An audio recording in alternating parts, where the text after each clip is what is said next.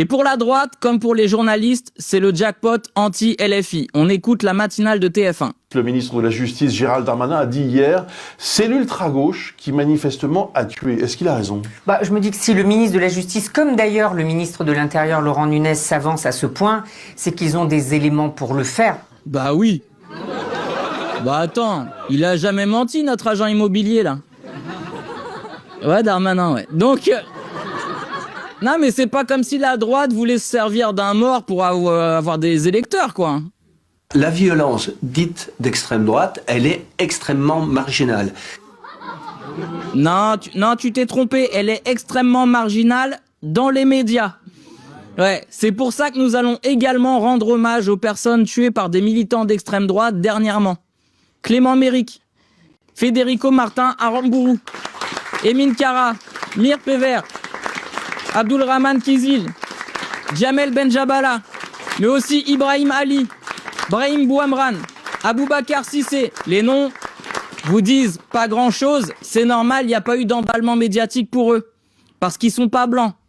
Je rappelle qu'il y a eu 10 attentats d'extrême droite déjoués en 2017, 29 arrestations en 2021 pour projet d'attentat d'extrême droite. En 2023, procès Waffenkraft.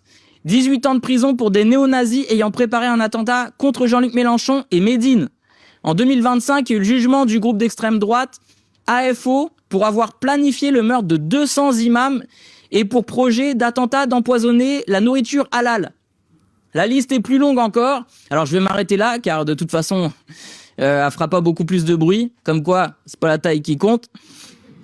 Donc, on va le redire. Personne ne devrait mourir pour ses convictions politiques, sa couleur de peau ou sa religion. Et arrêtez de faire semblant que les antifas sont un danger pour la France. Parce que c'est faux. La mort de Jean Moulin, c'est pas la même chose que la mort de Goebbels. Je vais donc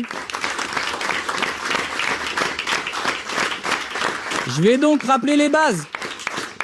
Les fascistes sont contre les homosexuels, les bisexuels, les arabes, les noirs, les musulmans, les juifs, les trans, les asiatiques, les non-binaires, les tziganes, les roms, les réfugiés, les migrants, même les handicapés.